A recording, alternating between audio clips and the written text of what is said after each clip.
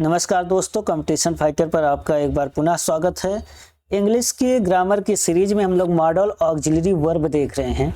तो model auxiliary verb में हमने जो पहली वर्ब को यहाँ पर स्टार्ट किया हुआ कैन के बारे में हमने कुछ पढ़ा है। इसके पहले लेक्चर आया हुआ है जिसमें हम लोग कैन वगैरह के बारे में देख चुके हैं कि कैन का किस तरह से पॉजिटिव सेंटेंस बनता है, नेगेटिव में किस तरह से यूज होता है। यहाँ पर देखिए मॉडल ऑक्सिलरी वर्ब में बताया गया था। उसके बाद आगे कैन पर देखे थे, कैन पे चर्चा कर चुके हैं। आज हम कैन से रिलेटेड ही और क्या स्ट्रक्चर बन सकते हैं उसको हम लोग देखने वाले हैं। तो मेरा नाम है सुशील, मैं आप सबको इंग्लिश की सीरीज यहाँ पर चला रहा हूँ जो कि ग्रामर के लिए बहुत ही इम्पोर्टेंट होने वाली है और ख़ासकर इंग्लिश जो कॉम्पिटिटिव एग्ज़ाम्स होते हैं उनमें बड़ा बेनिफिट होने वाला है, क्योंकि जब आपको एक बार बेसिक समझ में आ जाएगी तो एडवांस आपको समझने में कोई प्रॉब्लम नहीं आएगी। तो चलिए हम कैन के आगे स्ट्रक्चर को देखते हैं। देखिए अभी तक हम लोग बात किए हैं ओनली यूज ऑफ कैन की बात किए हैं। तो कैन में हमने देखा था कि ये सामर्थ्य बताता है, कैपेबिलिटी बताता है, सामर्थ्य काम को कर सकने की क्षमता को दिखाता है। ठीक है कि या कोई भी काम व्यक्ति कर सकता है कि नहीं कर सकता है, वह कैन लगाते हैं बेसिकली। अब स्ट्रक्चर हम देख रहे हैं कैन हैव का।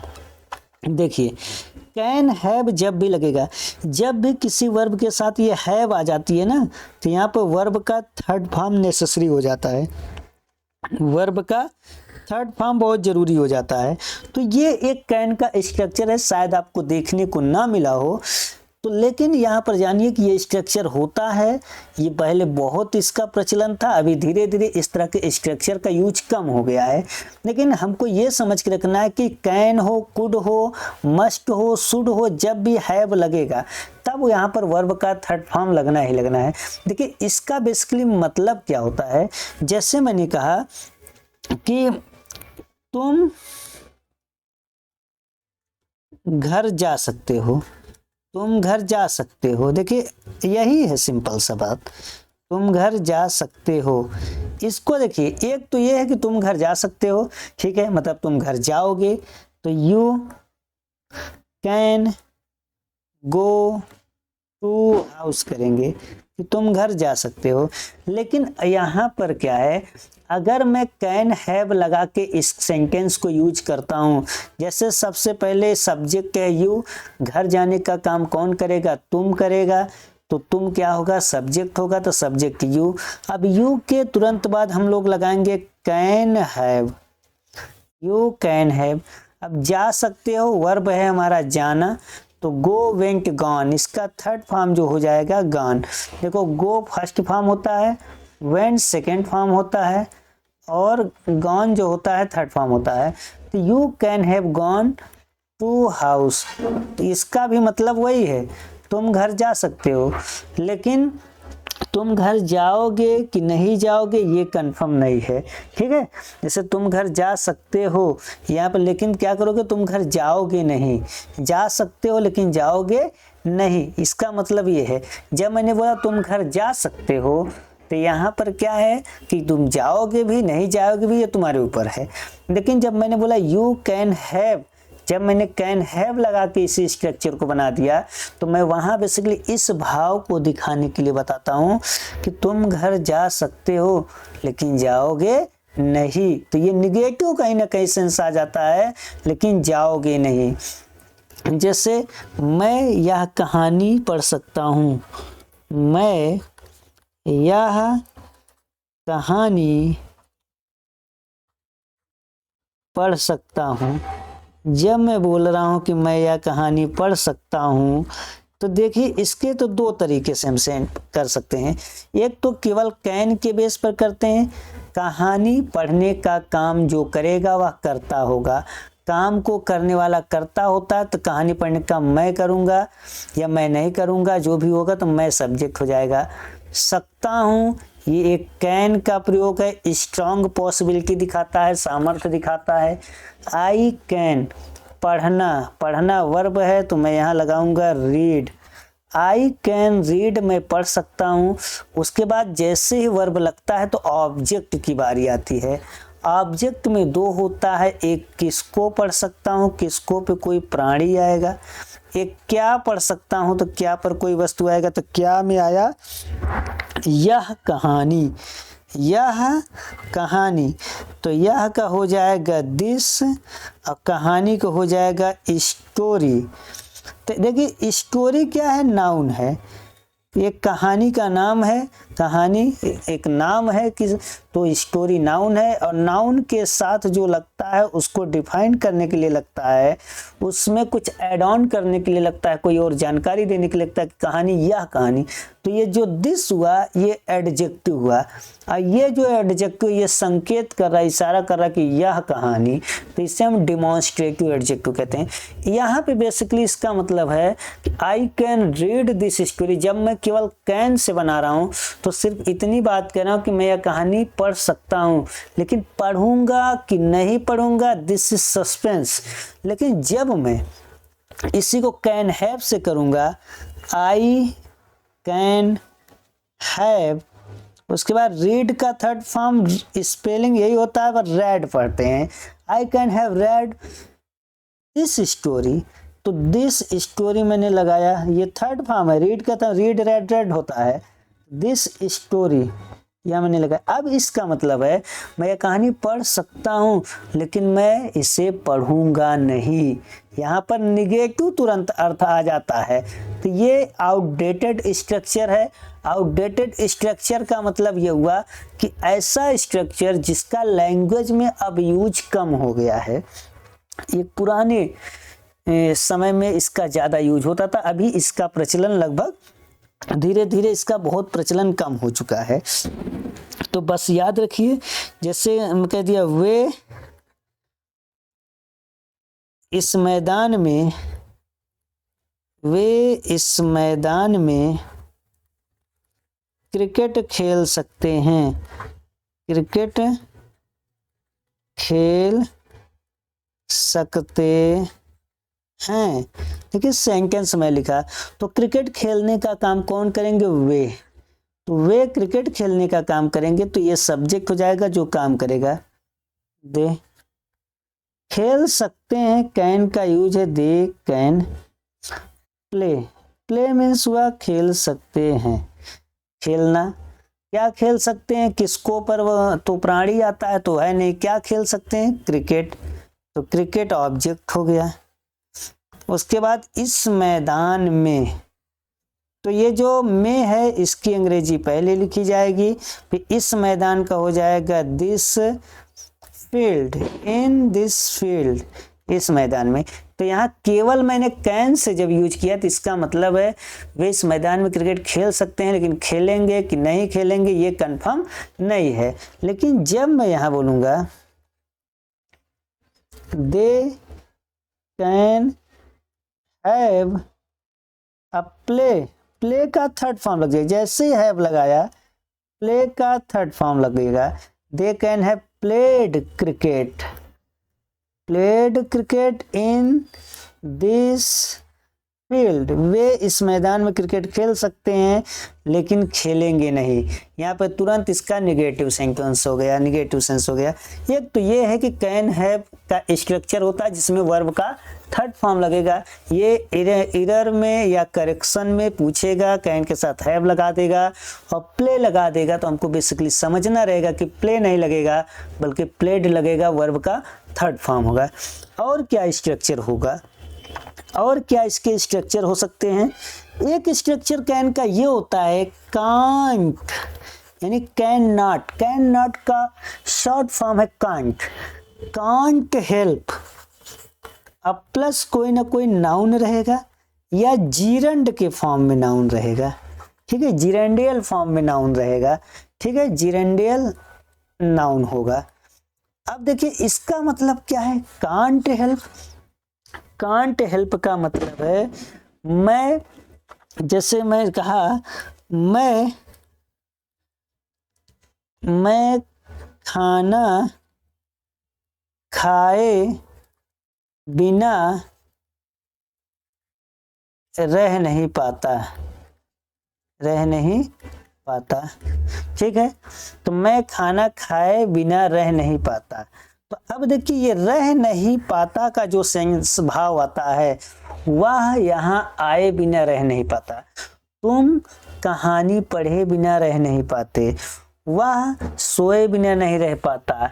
जब कभी कोई आदमी खतरा महसूस करता है तो वह रोए बिना नहीं रह पाता। इस तरह के कभी सेंटेंस आते हैं तो यहाँ जो रह नहीं पाता, ये जो भाव होता है ये कांट हेल्प, इसका मतलब होता है कांट हेल्प। जैसे मैं मतलब आई, रह नहीं पाता तो कांट हेल्प कहेंगे, आई कांट हेल्प। अब देखिए उसके बाद जब मैंने इतना कह लिया तो यहाँ पर जो लगेगा, ठीक है, मैं किसी के बिना रह नहीं पाता, मैं खाए बिना नहीं रह पाता, सोए बिना नहीं रह पाता, तो यहाँ खाना खाए, ये खाना जो है खाए ये ईट वाला है, तो ईट का जीरंट फॉर्म होता है ईटिंग। ईट का जीरंट फॉर्म क्या होता है? ईटिंग। तो हेल्प तो वर्ब हो गया, तो I can't help eating, I can't help eating the food, मैं खाना खाए बिना नहीं रह पाता। ठीक है, जैसे मैंने कहा रोहन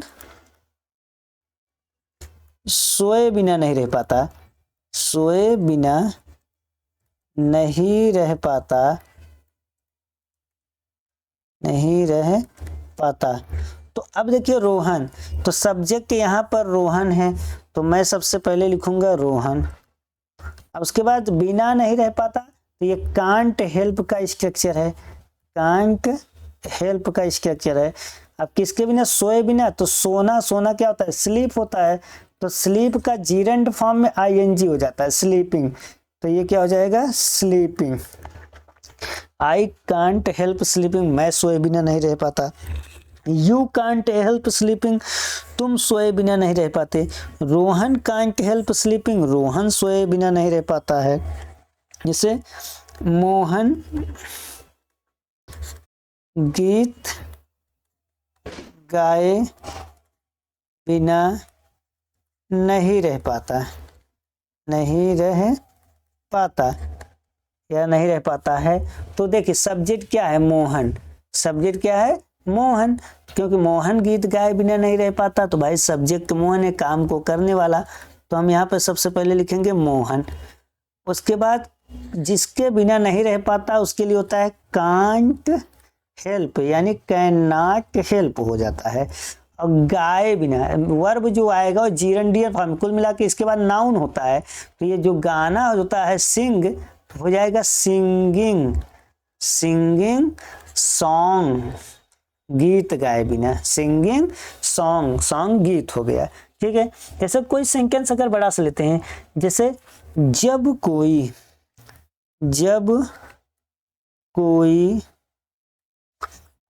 आदमी या जब कभी कोई आदमी खतरा महसूस करता है, खतरा महसूस करता है, जब कभी कोई आदमी खतरा महसूस करता है, वह रोए बिना नहीं रह पाता, वह रोए बिना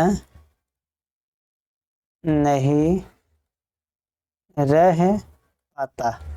चलिए इतना ले ली, थोड़ा सा बड़ा कर दिए। जब कभी, ये देखिए जब कभी का मतलब होता है व्हेन एवर, जब कभी का मतलब होता है व्हेन एवर, तो हम लिखेंगे व्हेन एवर, जब कभी कोई आदमी, ठीक है, कोई आदमी मतलब कि अ मैन, कोई आदमी का मतलब हो जाएगा अ मैन, महसूस करता है, जब ता है तो ये प्रेजेंट इंडेफिनिट टेंस में थोड़ा से आ गया, तो यहाँ पर अभी समझ लीजिए ऐसे ही फील्स, फील्स मतलब महसूस करता है, फील माने महसूस करना, वर्ब का यहाँ पर वर्ब में यस लग जाएगा क्योंकि यहाँ पर सिंगुलर सब्जेक्ट है, ये प्रेजेंट इंडेफिनिट टेंस ताती है।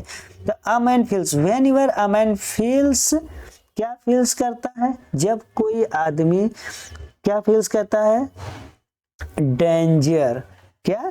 डेंजर, खतरा, डेंजर, जब कोई आदमी खतरा महसूस करता है तो वह मतलब ही नहीं रह पाता है, कांट हेल्प, कांट हेल्प, नहीं रह पाता है, रोए बिना, तो रोए बिना का क्या हो जाएगा, रोना का क्या हो जाएगा, वीपिंग, वीपिंग, रोए बिना नहीं रह पाता है। तो इस तरह से हम सेंटेंस देखते हैं। जैसे एक सेंटेंस और मान लेते हैं,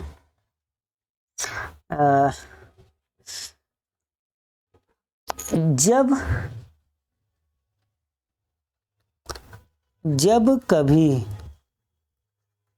कभी एक माँ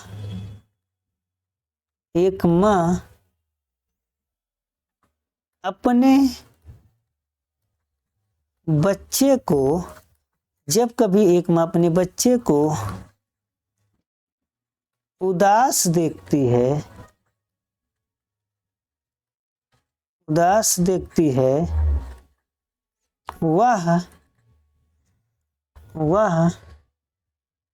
रोए बिना या आंसू के बिना नहीं रह पाती, वह आंसू बिना नहीं रह पाती है, आंसू बिना नहीं रह पाती है। देखिए, जब कभी एक माँ, जब कभी का हम लोग करेंगे व्हेन एवर, जब कभी, एक माँ मतलब a mother, whenever a mother, जब कभी एक माँ देखती है, किसको देखती है, सी माने देखना, तो यस हो जाएगा, प्रेजेंट इंडेफिनिट टेंस है। देखती है, किसको देखती है, अपने बच्चे को, मदर क्या है, लड़की है, मदर लड़की है तो अपने के लिए हर लग जाएगा, हर बेबी, अपने बच्चे को कैसा देखती है, उदास, यानी कि sad, whenever a mother seize her baby sad, वह मतलब यहाँ सब्जेक्ट इस माँ के लिए, तो क्या हो जाएगा, सी हो जाएगा, सी कैन नॉट, यानी can't help, see can't help. अब देखिए आंसू, या तो हम रोए बिना कहते तो वीपिंग कर देंगे, आंसू कर रहे हैं तो टीयर्स कर देंगे, वह आंसू बिना नहीं रह पाती, तो ये भी क्या है, एक नाउन ही तो है। या हम वीपिंग कर दें तो रोए बिना नहीं रह पाती, तो ये भी एक नाउन हो गया, क्योंकि ये जीरंड बन गया, जीरंड के फॉर्म में नाउन हो गया। तो इस तरह के सेंटेंस उम्मीद करते हैं आपको समझ में आए होंगे। जैसे कैन हैव का स्ट्रक्चर जो है अब ये आउटडेटेड है, पुराना स्ट्रक्चर है, लेकिन ये कांट हेल्प, ये स्ट्रक्चर अभी भी हम बोलचाल में यूज करते हैं। तो आप इस तरह के स्ट्रक्चर अपने से भी बनाएं और उसको करने की कोशिश करें। नेक्स्ट जो हम मॉडल ऑक्सिलरी वर्ब पे बात करेंगे, वह जो मॉडल ऑक्सिलरी वर्ब होगा वह कुड होगा। तो अगली क्लास में हम लोग कुड देखेंगे। तब के लिए आप लोग इस वीडियो को देखिए, एक बार 2 बार देखिए, आपको अच्छे से समझ में आएगा। और हमारे चैनल को सब्सक्राइब कीजिए, अपने दोस्तों के साथ शेयर भी कीजिए। धन्यवाद।